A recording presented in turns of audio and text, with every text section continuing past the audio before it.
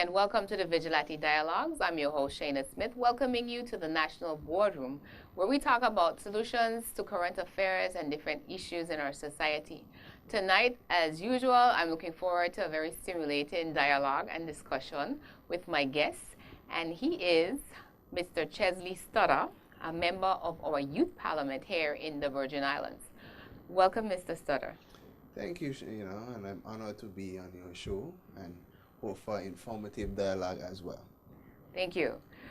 So we're going to jump right into it. I know persons have heard about the Youth Parliament that was recently formed. I think this is the second year but you let us know how it came about and what your role is as far as as a member of the Youth Parliament. Thank you again. The Youth Parliament was formed last year under the Ministry of Education's youth policy, and one of the initiatives was to form a voice for the youths of the Virgin Islands, and that's where the Youth Parliament came out.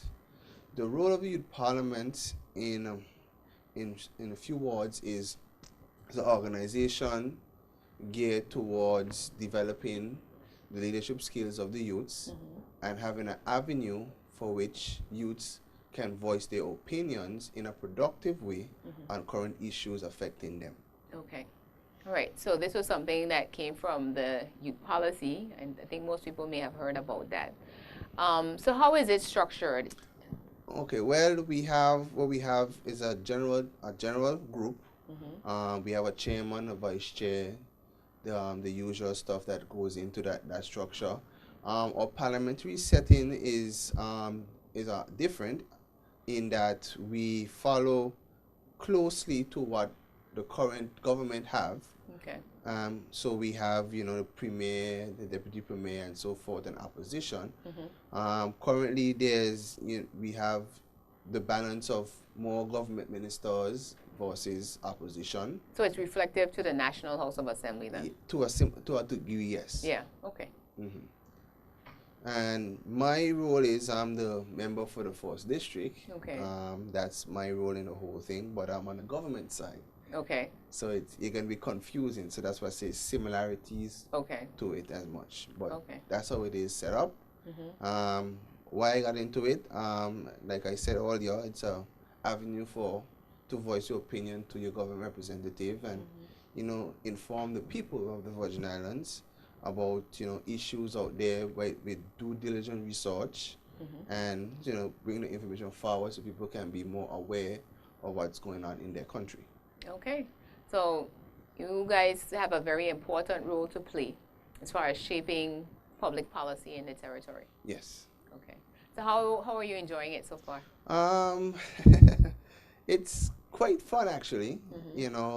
Learning how government works and how policies are made, regulations and acts are developed, and how procedures in the House are done.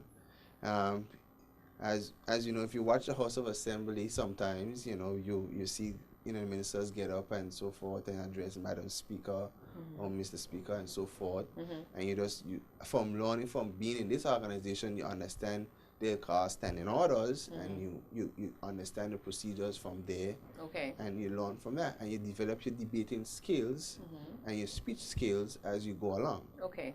Okay, great. So it's been a good experience. So are you guys going to have general elections? Well, we try to have, I think it's something that will be in the works, probably. We have, like I said, we follow the sessions. We have the break in the summer, like the regular House of Assembly. Okay. And so then our new session will start in September as the same as them. So we have a sitting coming up. It's probably next week, Wednesday. If not, it's supposed to be sometime in May. Okay, awesome. So if you've just tuned in, you're tuned in to another episode of the Vigilate Dialogues, and with me I have the member for the 1st District in the Youth Parliament here in the Virgin Islands. And if you have any questions or comments for him, you can call in at 341-0877. That's 341-0877. So Do you address each other as honorable, or how does that work? Well, since the formation of the whole youth parliament, Mm-hmm. we when we go out in public, you know, our premier get announced as honorable premier and so forth. So we Mm-hmm. do address each other as honorable just to give ourselves practice. Okay. But when we in our caucus meetings and sit down on the round table with everyone, we Mm-hmm. just address each other as normal persons. Okay. Yeah. All right. Okay. So for tonight, I won't call you Honorable Chezley. I'm gonna practice. Yes. All right. So if persons want to become a member of the youth parliament, how would they go about that?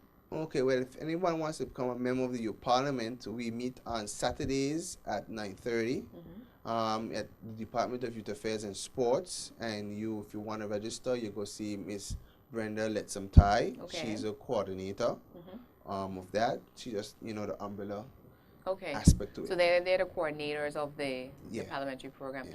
What are the requirements as far Um, as age or well, you have background? Okay, we have it starts from age 16 and we go up to 27. Okay. Yeah, so you can be in there for a very long time. So from your late high school years right up to your college years, you can be a part of the youth parliament. Okay. So you just have to have an interest in politics, I guess.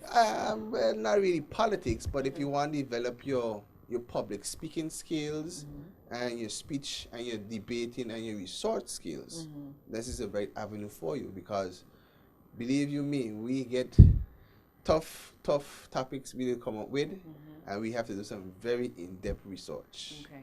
Yes. I think, this is something that has been long needed because I know for myself as a politician where, looking back at how we do succession planning, and it's very important that we do groom the future leaders of the country. So I do commend the Ministry of Education and Culture as well as the Department of Youth Affairs on this initiative. And I do hope to see it continue to grow, basically from strength to strength, and that you guys don't just, do the pretend stuff, but I actually see some of y'all on the ticket in a few years.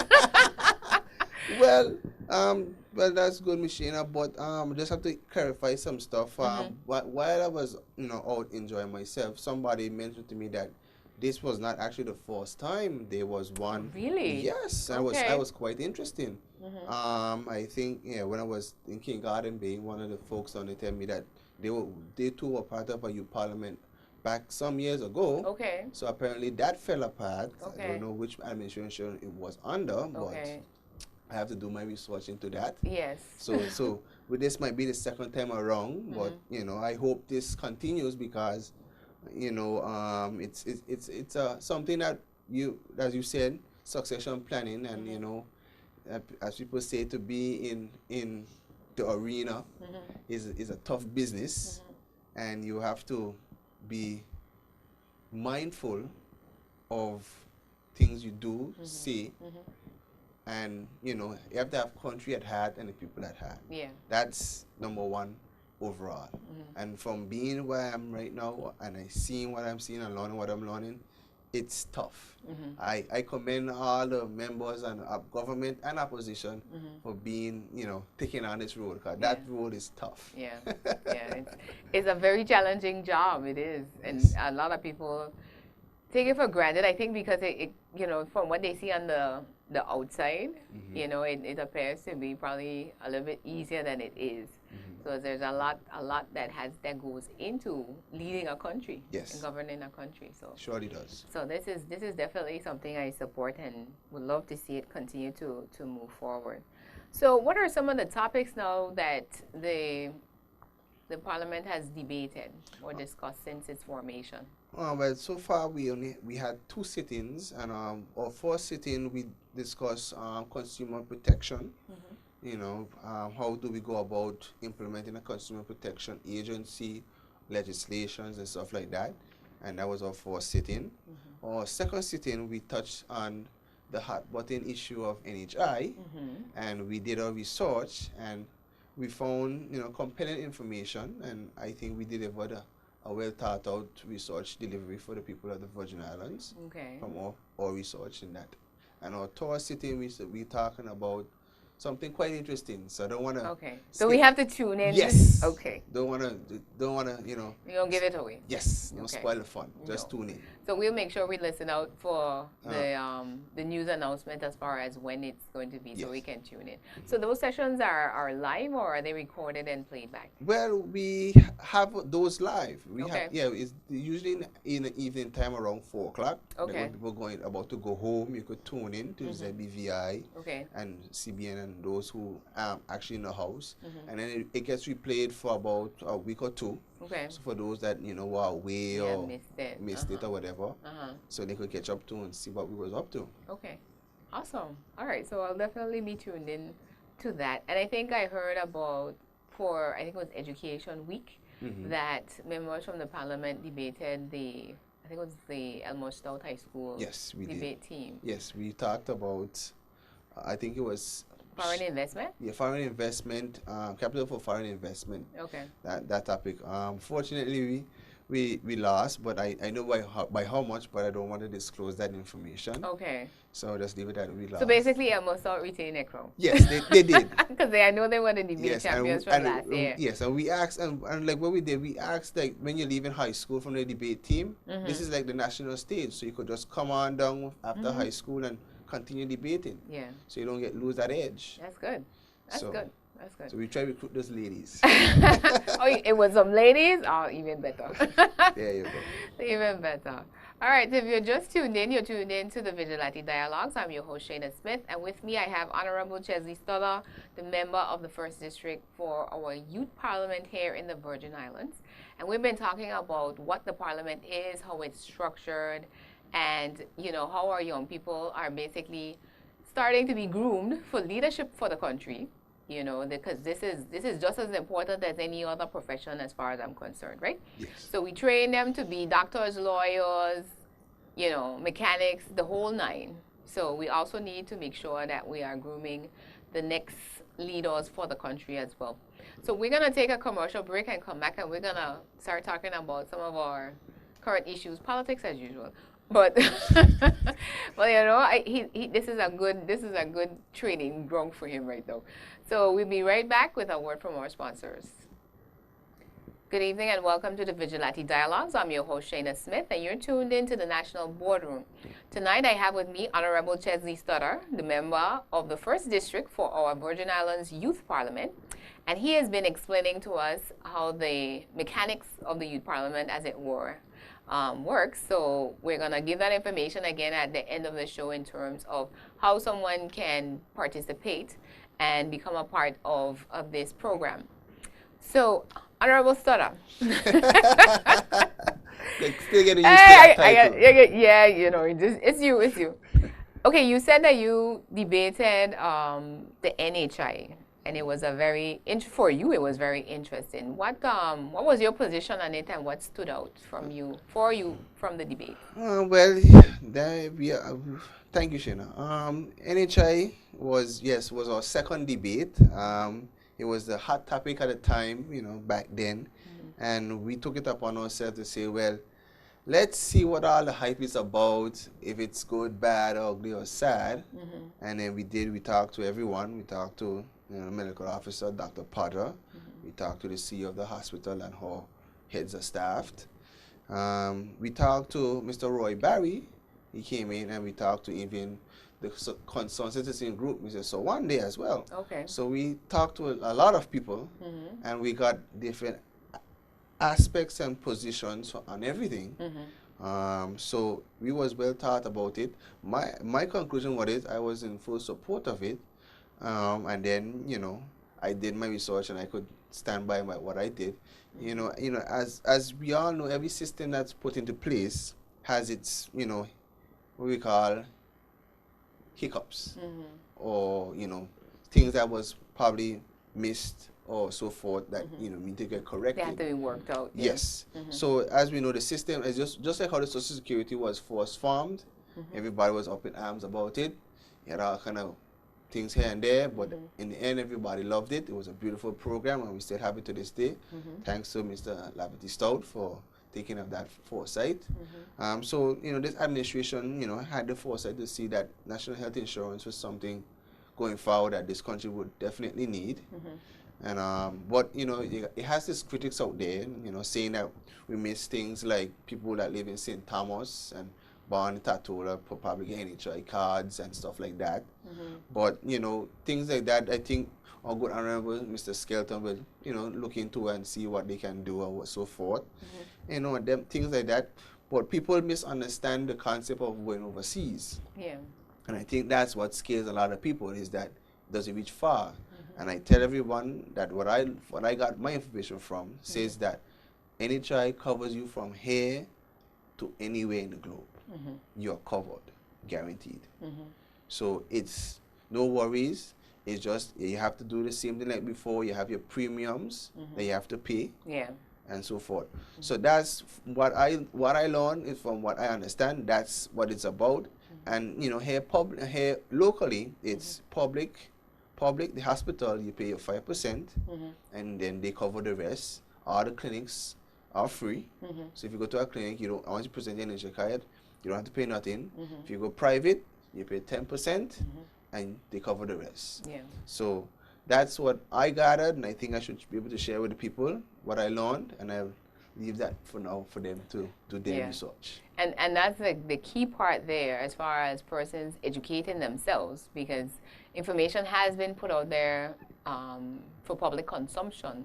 But it's important for persons not to just take my word or your word for it, but to go ahead and get the information and read it and understand it for themselves. So that, again, because I'm not going to be there when they go use the NHI card in Miami, you know, to explain, but you have to know for yourself, just as if it was private policy, that you know how your policy works, what are your limits, you know, and what are the processes, whether it's to get a pre-certification or anything of that type. You know, and you know, I have friends in the insurance industry, and they tell me all sorts of things, and I looked into it, and you know, and I see what they're saying, but I saying that it has checks and balances, and you know, one thing I think is either Dr. Potter or Mr. Barry said is that I think during the process, I think every 3 to 6 months they do a check to see the system is working. Okay. So it's not going to be running like forever. You're going to have checks and balances along the way, because it's just starting out. Yeah, so, and it's being monitored. Right, so you got to be monitored until it's, you know, it's like a baby. You start out small, when you grow big, they don't worry about you no more. Yeah. But this is something different. Yeah, because we don't think twice about Social Security. Yeah. We just pay it and go. Pay it and go, and know that when we need our benefits, we can go into the office and file our claims and get whatever it is that we're entitled to. That's right. So that's key. So that was the second debate was NHI. So what was the first debate topic again? We did consumer protection. You know. Okay. Yeah, that was a hot topic that we brought back up again. Okay. You know, our opposition leader, you know, brought forward some interesting things, saying, you know, that she in her research was that we have a legislation on the shelf for it, and it just catching the cobwebs. And she would hope that, you know, after we put together a nice package and we deliver it to the government, that they will go look for it and probably, you know, if when they get time, move it forward. Okay. You know, and I think, you know, it was a good move to, you know, put the junior ministers in place, as you know, and they helped the premier along the way. And you know, Honorable Marlon Penn, his job is to, you know, trade and investment and consumer protection, and that's one thing I hope he, you know, in his portfolio and his time in government, that he takes up and move forward, going forward. Okay. We appreciate that, but you know, see if we can spark something behind of the people's. So what were some of the benefits or the disadvantages that were highlighted in the debate around that? Well, what we found was that, you know, too much government oversight on things is not a good thing. You know, it's just, it has to be able to be fluent enough to adapt to what the markets are saying, because we all know we are not an island or a nutshell, or this is a global economy. We deal with finance, so what affects out there can affect us here. So when prices of oil goes up or down, gasoline goes up or down, that should be reflected here. So it's supposed to be set at a marginal rate that, okay, X, Y, and Z, to be set out there. But right now, people are not seeing, seeing those, reflected in the prices, and that's up to a merchant to do and so forth. And what we were trying to say is that if you have an agency there, their job is to keep an eye on all the stuff, but you can't really do that. You can only put in place measures and have officers do a check like what they do NHI, do checks and balances to make sure everybody having safe products to consume and so forth. So we'll see what comes out of that debate. But the Parliament definitely recommended that some type of consumer protection is needed as far as policy and regulations. Definitely. Okay. What's one topic you would like to see debated?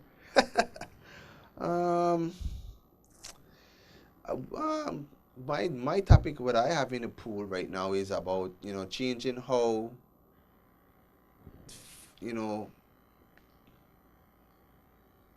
delinquent parents, parents that don't pay child support, how the system is currently set up. Okay. That was one thing I have in the pool, and we're still debating when we're going to do that one. Okay. And that was one that passionate to me, because I believe a child shouldn't be hurt by two grown adults fighting. So being that you don't give your child, whether it's a mother or the father, whoever is the one providing, shouldn't hurt the child because they don't like the other person, and that's one thing. And right now, I think in one of our newspapers, I can't specifically say which one of our online news sites, I think the head of the prison said that something needs to get changed. We can't send guys who don't pay to prison. You're putting more pressure on the system, and that's not right. He can't pay if he's in jail. That's right. So it's pointless. So I think Honorable Keynes brought it up in the House, I think in the last administration, that it's a time for it to get changed. But like I said, the government has the priorities, and they will get around to certain things if time permits. But that's one thing I hope that we get changed and rectified, because one example of that I talk to people on the street is that if somebody is employed, you let the employer know that they have to pay child support, and they take out their portion for the child support and give it to the court and so forth, and do it that way. So but them is things that policies have to change for, but we'll see what happens. Okay. So hope we get around to that, hopefully. Awesome. And that is definitely a very important matter that does need to be addressed, because I've heard discussions about it, year in, year out, and it's kind of like the situation is getting worse rather than getting better. Yes. So. And I think they passed a law now that is equal agenda, so mothers who could afford to pay can pay rather than the father was before. So it's getting better slowly. Okay. Well, that's good news. Well, while we're on that topic, as far as children and young people, what are your thoughts around juvenile delinquency? Some people think we have an issue, some people don't think so. Well,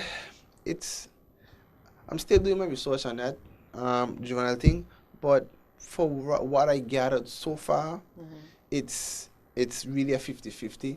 I think some of the thing is that after school, there's nothing for kids to do. That's where I think is where the gap is right now. Because school done at 3:15, 3:30. They're home. Parents don't get home till about 4:30, 5 o'clock, 5:30, some 6. So that gap right there is open. So is that something, though, that's a parent's responsibility? Because we have so many different extracurricular activities and organizations that these kids can be enrolled in. And parents, have their role to play, but we are forgetting the underlying factor here is certain things cost money, and that's where it comes down to. If you are a single mom working 3 jobs just to keep food on the table, because we're not on the consumer protection yet, so you have your priorities. So what your daughter or your son do after school should be on top of your priority list. But right now, you just want to make sure they got a food in their stomach and a roof over their head. That's what the thing. So it's kind of there. But like I said, some of the program probably needs a little more what you call marketability. More social media out. Blasting, some couple press to times. make them aware of what is available. Yes, that's probably what really lacking. So part of it as well. Okay. That's understandable. So, on the point now of having to work 2 or 3 jobs, what are your thoughts around minimum wage? We know we just got the report from the committee, I think it was last year, in terms of what their recommendations were. So, what do you think? Well, we all know, it was long overdue. Everybody been balling for years.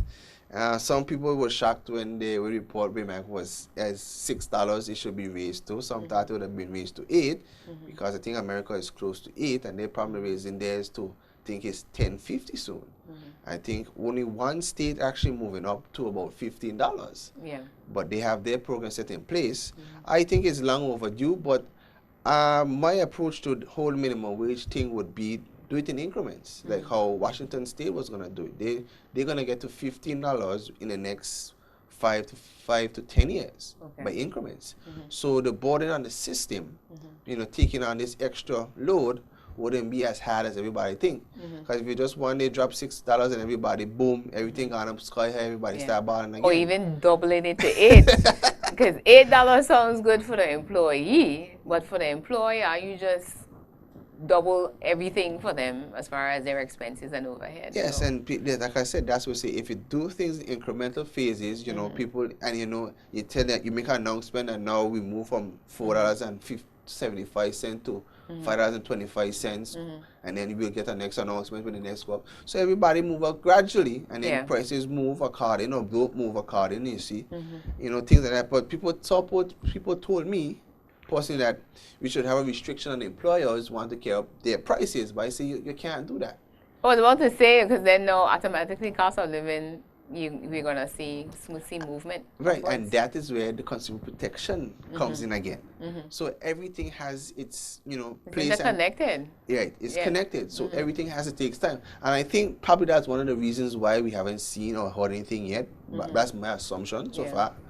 Well, I know it was a recommendation, so it's still for the government to determine, like you're saying, whether or not, it might be one shift or if it's going to be a gradual thing. Because if we decide, well, okay, we don't want it to be $6, but we do want to get to 8 in the next 7 years, then, we work out how that will go. We work to get there, And I think with any increases in whether it's government fees or things like minimum wage, that sets the bottom to certain things, that is important that it's studied thoroughly, and then from there, what's the right strategy for our society? Because then sometimes we adopt things that we see other people do and we get ourselves a whole bunch of trouble. Yes. So that'd be one of the key things that I would like to see as far as how it's done, that, like you're saying, that it's something that's gradually eased in, so that the employers, the businesses have time to make those adjustments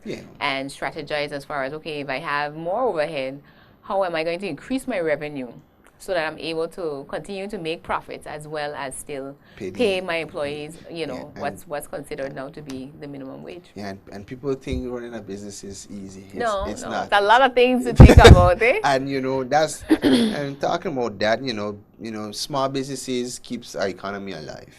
And people have, no clue. People think you just make a ton of money. Yeah, it looks good, but meanwhile, you have the bank and everybody. your books looking like all red and stuff, and you're like, how are you gonna get this one done? But like I said, I hope they come with a good strategy to get it done. Yeah. And I think people at the bottom of the pool who actually getting $4 or whatever cents do get that easing border. Because I did the calculations, and I'm astonished at the figure and how rent is. That's why they have to work 2 and 3 jobs. and what I have, wow, it's quite a feat. Yeah, we're gonna encourage the viewers. We're not gonna tell them, but they can go and multiply 425 times 40 hours a week times 4 weeks times 12 months and see what it comes up to. Yes. And it's no way, a family. As a matter of fact, an individual will struggle to be independent with that type of wage, much less a family. And I just bring that up on the whole 12-year thing. I just on our current topic, we went to the finance department to do some research there, and they did the calculations, you know, or annual GDP when you divide it by the population, and everybody being equal across the board, everybody's supposed to make $36,000 a year. That's the thought. That's the thought. We love the numbers. It sounds good. Sounds good. And to be honest, you know, from when I did all the calculations, you know, and people say that's very high for a small country. Yeah. So and know, then the reality is a far cry from it as well. Yes. So you know, and people don't want to believe, or people still in denial that we create two classes. But I say there will always be the people in the lower bracket who was, you know, unfortunate, the middle class and upper class. Yeah. They exist, you know, but we try to keep the lines blurred enough that we don't see too much. I think what's important there, and I'm glad you touched on that point, is not just about trying to eradicate classes, but that there's upward mobility. There has to be opportunity in a society for upward mobility. Yes. So whether it's through education, job opportunities, business opportunity, even if I'm born into a situation where I'm considered to be lower income or a low income situation, that I have opportunity to advance. Once I apply myself, I have the opportunity and I put the effort in, then I'm able to move through the society to whatever basically would reflect what my efforts have been. Yes, and my whole thing is that is your passion. You have to have passion to really move. And I think once you have passion, people notice you, and then when you carry the connections. Yeah. Once you have the connections, you can move. Yeah. I tell people most of the times where I am today is because of my connections to people.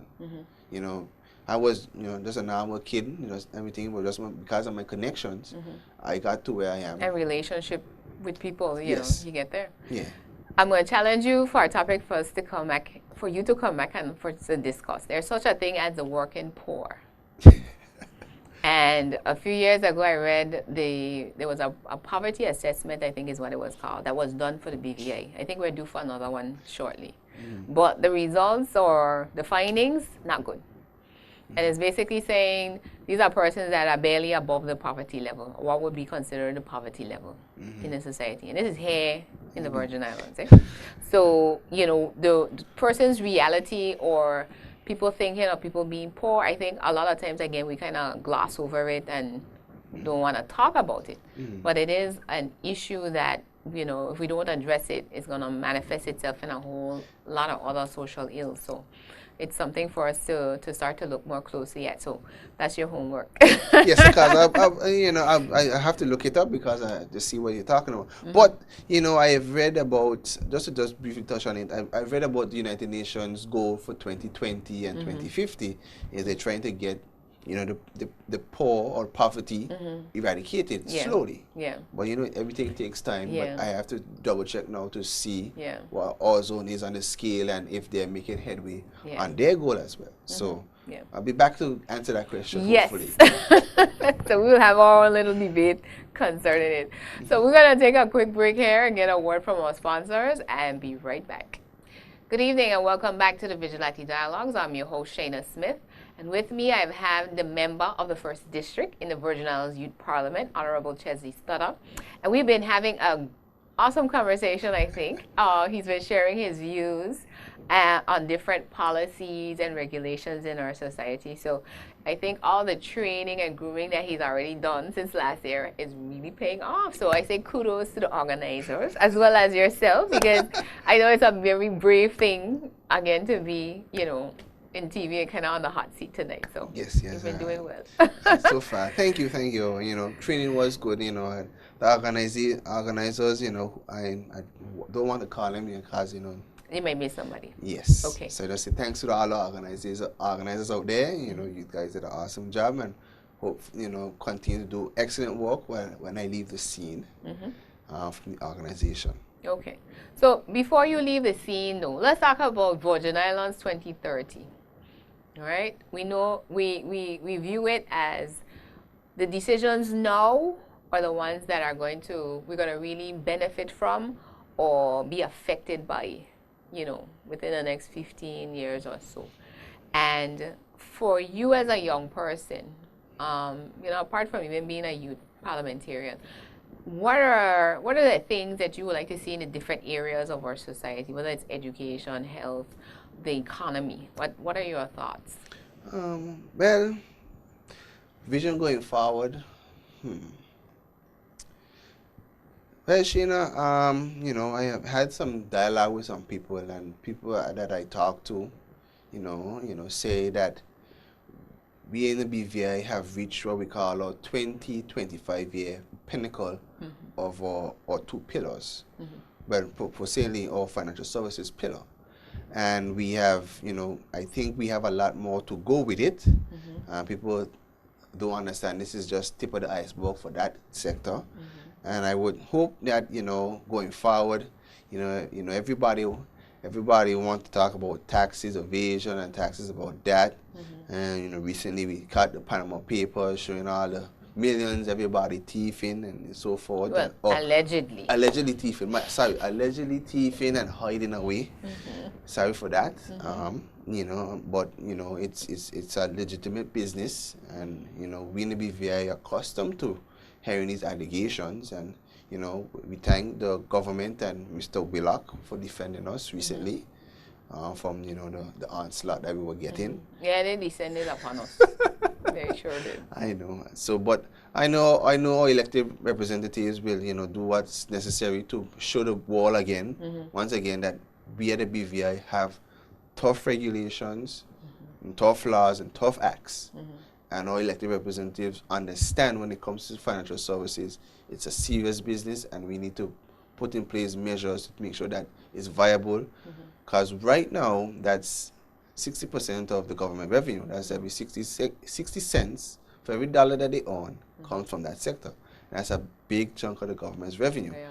And with the Panama Papers in the limelight right now, people are wondering, whether they're going to meet their budgetary requirements going forward. But I believe in my elected representatives to get through it and show the people that we're okay, everything is fine, And the company that was, brought to light was the fourth largest. So imagine if that was the fourth largest, if they ever get the third, second, or first, wherever they are, come out. So I hope, that we go forward, that the industry gets more exposure in the right way to be that we are the place to come to do business. And continue to grow. And go forward. When it comes to tourism, we just finished our awesome pair, which I'm proud of.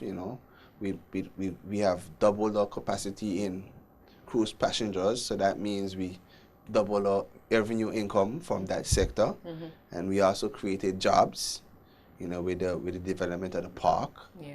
So and we develop small businesses as well. So we have created what we call generate taxes, generate employment, and generate revenue for the government, all in one blow. Yeah.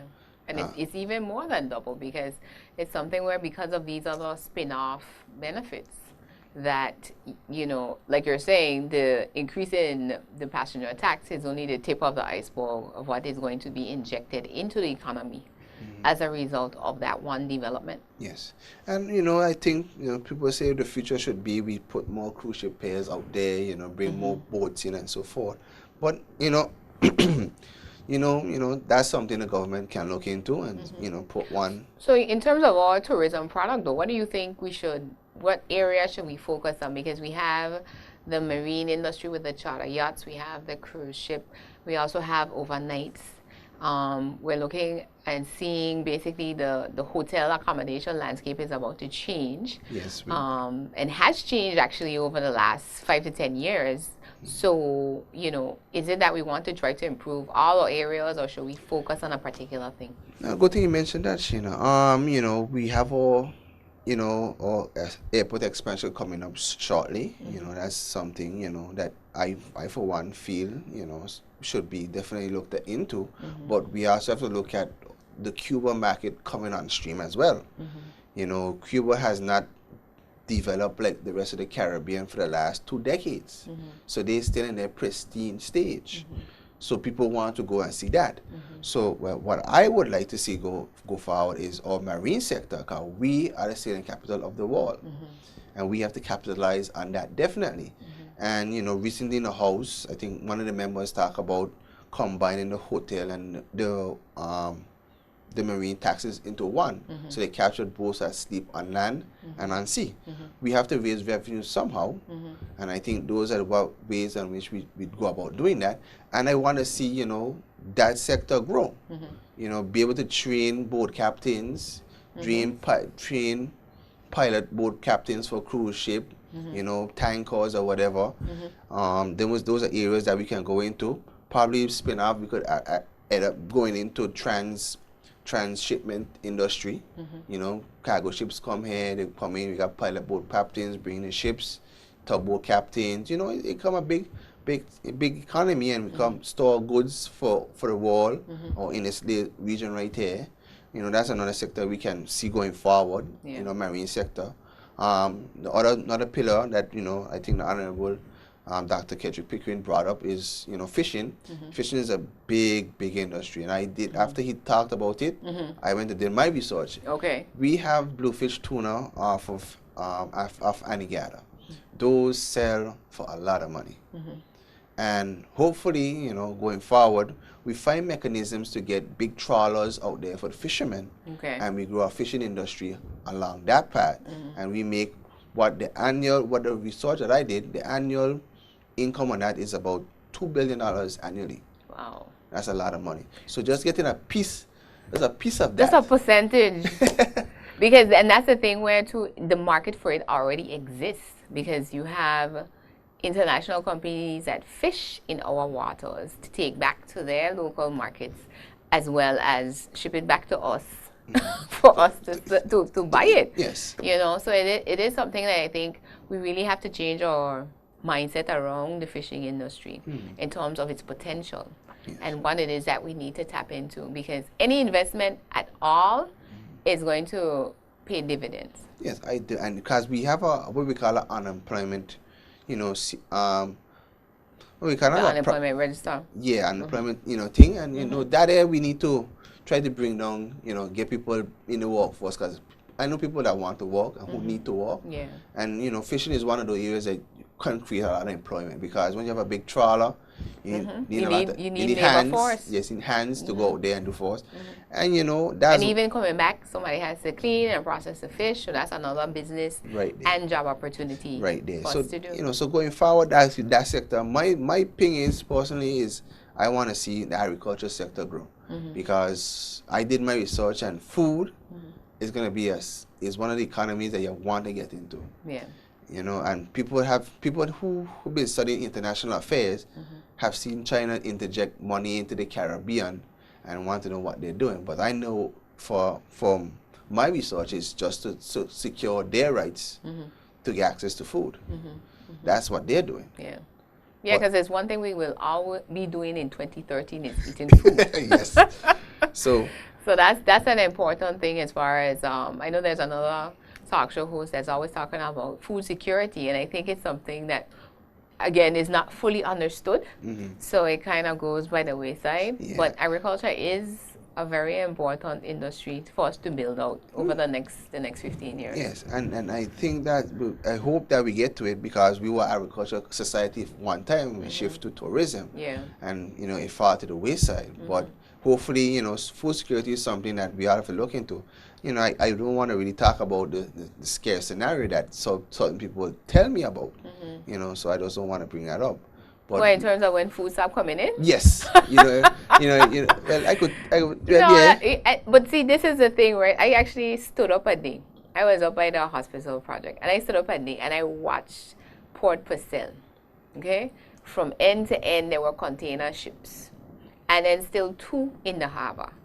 And I was like, you know what will we do the day these boats stop coming? Because we bring in everything that we need, and in terms of necessities now, comes in by a boat from some other country. So we're dependent on somebody else for our food and for a large portion of it. And it's something where for me it really hit home to start to think about, we do need to look at whatever it is that we can grow and do for ourselves on shore. We need to invest into it as a public and the private sector to basically pull back that dependency. Because it's never a good situation to have all your eggs in one basket. Yes, never. And good. if we are deciding that we buying everything out of South America or buying everything out of the US, and there's ever a food shortage of any kind, the boats will stop coming with food. Well, we know that. I know that for a fact because that's what I know in my research. And I recently, talking about that, we have the chicken farmers now. So I think most of We're our making chicken... some headway now. Yes, Yeah. chicken farmers have been popping up. I know there's Miss Abby, I think there's Mr. Pickering, and I think there's Mr. Mohammed out there as well. Yes, and Chezley Smith is also still involved in it. So those people are making their headway into the chicken market. Yeah. And I think most of the hotels are now buying local. But they need customers, so we want to encourage people to go to those people to buy local. And we have the trade show coming up. I think it's this weekend. So those are things I think for us to really start to change over actually in a shorter time frame, like the next 5 years. We really have to understand the implications of, yes, we live in a global society and we have options. But for the same reason, we have to weigh our decisions as far as what are the benefits to us as a society, not just as an individual. If I decide to just buy, chicken that got killed 5 months ago and just finally hit right away, and there's no nutritional value in the thing because it's full of hormones and whatever else they feed in them, versus me, getting something that's local and freshly cut, better for you. So we really have to take all those things into consideration. And when it comes to our food and the importance of agriculture and fishing going forward as industries. Yes, and I hope that becomes, our third economic pillar going forward. My whole, look forward into my another vision would be the fourth economic pillar, would be my perspective, would be, transshipment and storage. Okay. Because as things have to move from point A to point B, and getting it to point A to point B faster is what companies try to do. And becoming a transshipment hub or storage facility area would be good for the BVI because that creates jobs. And like I told you before about jobs here and there, and it creates revenue because people would have to build these things and bring into the construction industry, and so forth. So going forward, or two main pillars, we definitely have to work on it, yes.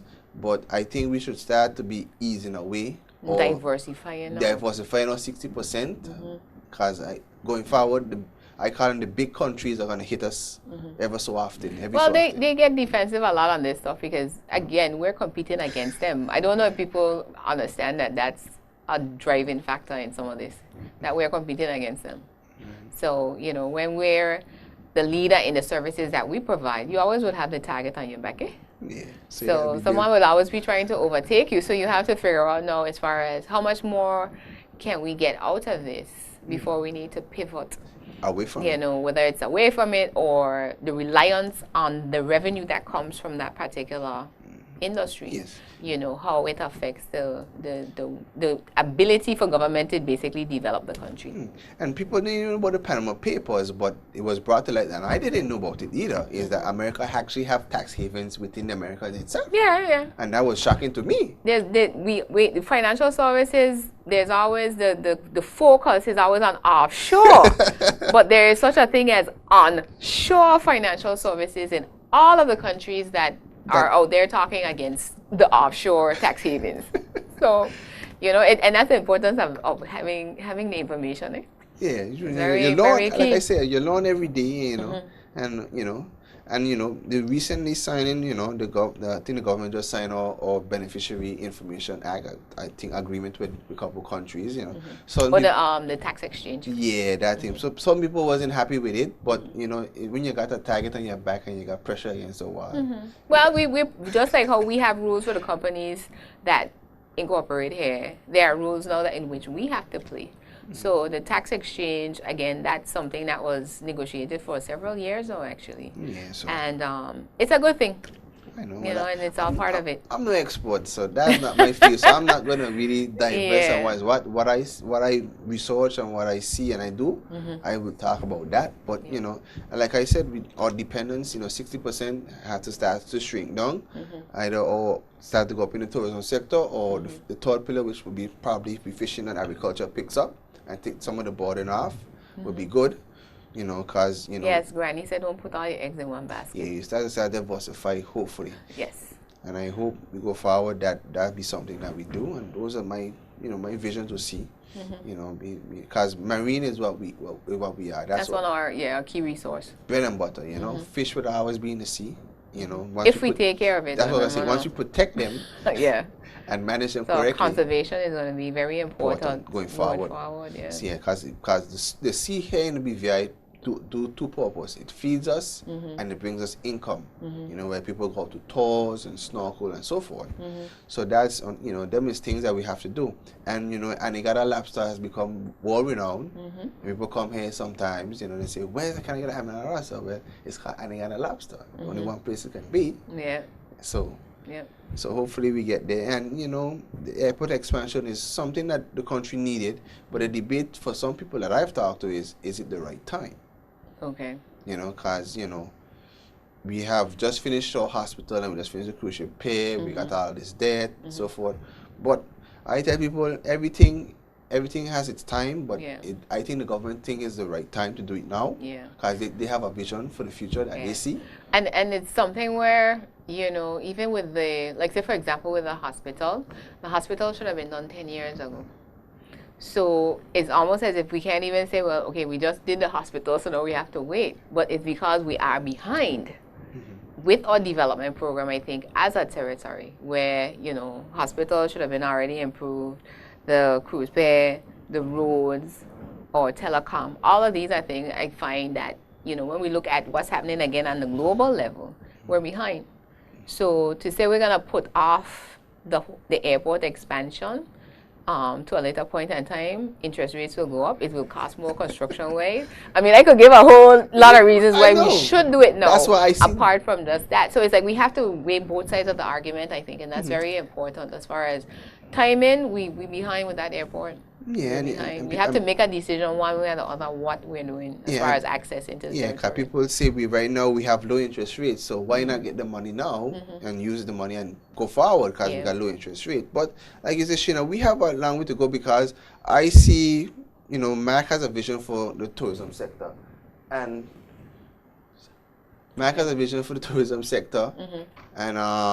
and Ronnie has one. One is the health tourism, and Mac wanted to do business tourism, which is two good sectors because once businesses come in to do conferences or whatever, that creates hotel revenue and that creates, you know, things.